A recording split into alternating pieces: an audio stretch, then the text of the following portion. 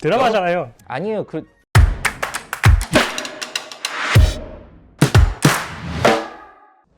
안녕하세요. 로이어 프렌즈입니다. 네, 오늘은 저희가 오랜만에 드라마 리뷰를 준비를 해봤는데요. 저희도 이제 너무 재밌게 보고 있고, 그리고 예전에 비밀의 숲 이후로 정말 괜찮은 드라마인 것 같아서 저희가 좀 말씀을 드리고자 이렇게 준비를 해봤습니다. 자, 같이 한번 보실까요?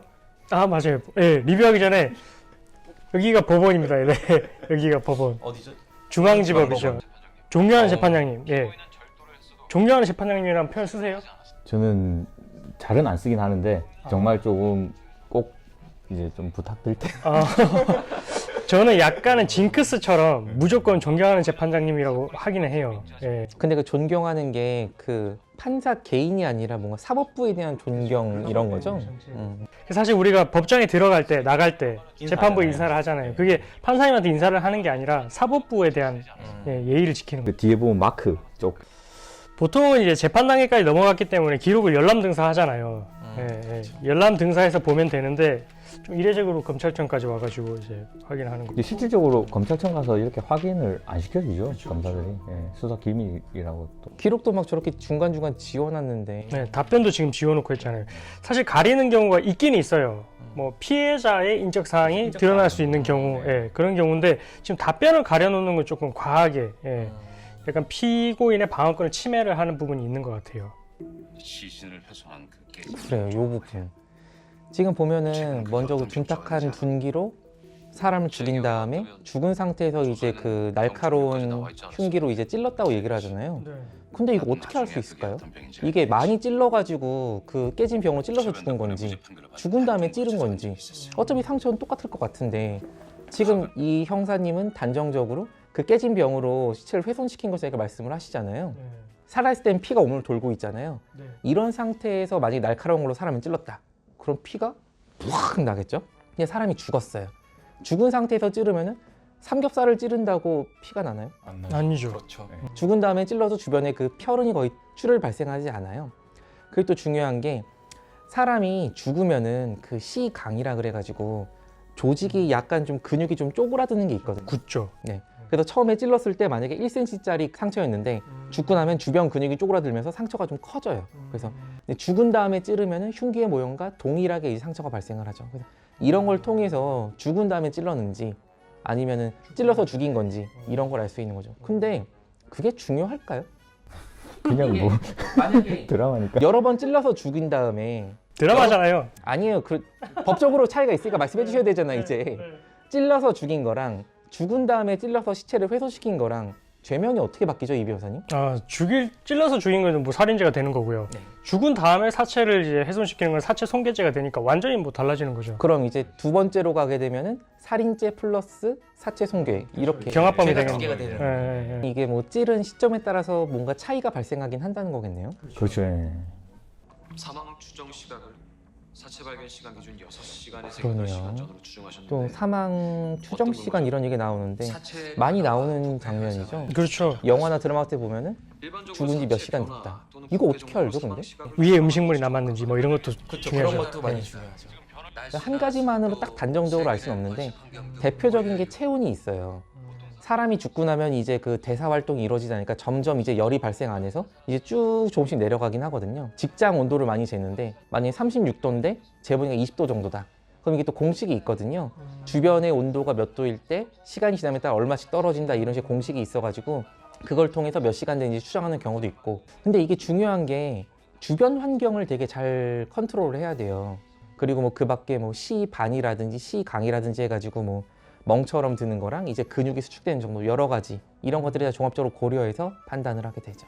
이 사건 관계에서도 사실은 이제 냉장고에 넣느냐 뭐 이런 거에 따라서 이제 온도가 또 그럼 달라진 거네요. 그 최도현 변호사가 그런 의문을 제기하는데 보통 일반적인 사망 경과에 따르면 이게 조금씩 온도가 변해야 되고 조금씩 근육이 이제 쪼그라들고 그런 게 있어야 되는데 냉장고에 들어가게 되면은 그 변화가 좀 이제 뒤틀려 버려요. 이제 좀 10시간이 지나면 요만큼 변해야 되는데 실제로는 죽은 지 1시간 정도 지난 것만큼 안 변하기도 하고 이런 식으로 만약 최도현 변호사의 의문처럼 실제로 죽인 다음에 냉장고 아니면 추운데 이렇게 내버려 뒀다면은 그 사망 추정 시간은 사실 알기가 좀 쉽지 않아지죠. 사망 추적 시간 불명 뭐 이렇게 결과를 쓰더라고요. 같아요. 명사가 맞습니까? 뭐 간단하게 말씀드리면 공소사실 인부, 그 다음에 증거조사 절차를 하는데 그때 증인신문을 하게 되고요. 증인신문이 끝나고 나면 이제 피고인신문을 하게 돼요. 예, 근데 피고인신문을 하고 나서 다시 증인신문으로 돌아간 거예요. 이 절차는. 결국은 새로운 게 뭔가 또 발견돼가지고 예, 법원에서 받아준 거죠. 예. 근데 이렇게 재정증인 신청이란 게 잘 받아들여지는 편인가요? 원래대로라면은 재판하기 전에 이렇게 누구누구 증인으로 신청하겠습니다 이렇게 말을 하고 나중에 부르는데 이런 대로라면 몰래 숨겨놨다가 재판정에 이렇게 오라고 해놓고 재정증인 신청하겠습니다 그래버리면 상대방은 뭐지? 당황할 거잖아요. 어디 숨겨놨단 말이에요? 보통은 이렇게는 안 하고요. 양형 증인 같은 경우에는 검사 쪽에서도 그거를 거부하거나 하진 않을 거예요. 예, 왜냐하면 그 사실관계에 대해서 물어보는 게 아니고 그 양형과 관련해서 뭐 이것 몇 개 정도 물어보는 수준이라서. 근데 만약에 진짜 뭐 이 사람이 무죄를 다투는데 정말 중요한 증인을 우리가 뭐 신청을 안 하고 나중에 법정 데려가서 하겠다 이렇게 하면 아마 좀 다시 기일이 잡힐 확률이 높을 것 같아요. 재판부 회의를 통해서 이 유재명 씨가 적어놓은 그 알리바이와 관련된 내용이죠. 예, 그 수첩의 증거 능력을 인정을 할지 여부.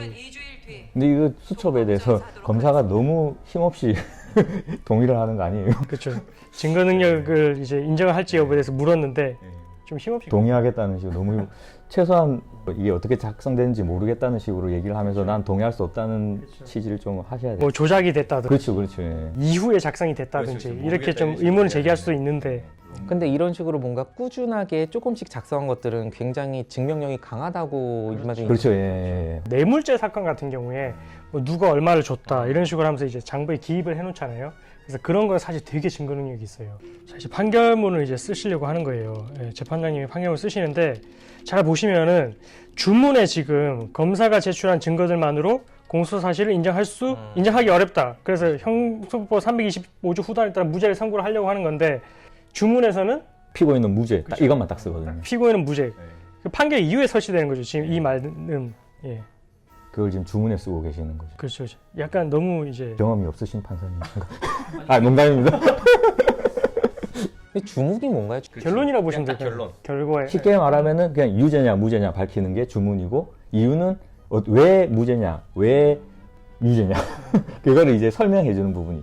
이런 이제 판결문을 작성을 해서 와요. 이제 와가지고 피고인 일어나 보세요 이렇게 하고 그다음에 피고인 뭐 이렇게 때문에 단정할 수 없다. 그래서 마지막에 주문 피고인은 무죄. 그렇죠. 딱 이렇게 선고를 하거든요. 그게 선고를 하는 거 판사 보면 없습니다. 변호인은 아직 안 온 건가요? 네, 선고일인 것 같아요. 그치. 네. 선고일에 변호인을 찾아요? 아니 사실 선고일에 변호인이 출석 안 해도 상관없습니다. 예, 상관없고 간 경우도 있긴 해요.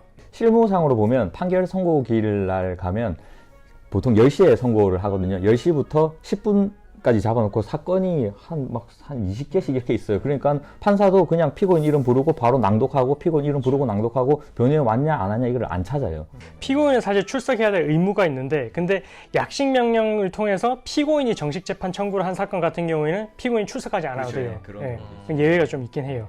오늘 저희가 자백에 대해서 저희가 4회까지 한번 리뷰를 해봤는데요. 사실 너무나 재밌고 앞으로가 더 기대되는 드라마라서 우리 구독자님들도 이제 재밌게 보시면서 이 이후에는 이런 부분도 또 좀 궁금하다 이렇게 남겨주시면 저희가 뭐 시간을 또 한 번 더 마련을 해서 한 번 더 리뷰를 한번 해보도록 하겠습니다. 끝까지 이 자백 드라마 시청 많이 해주시고 저희 로프도 더 많이 사랑해주세요. 감사합니다. 영상 재밌게 보셨나요? 저희가 준비한 또 다른 재밌는 영상을 보시려면 이쪽으로 가시면 되고요. 구독 눌러주실 거죠? 구독은 무죄니까요. 구독 눌러주실 거죠? 구독은 무죄니까요. 눌러주실 거죠가 너무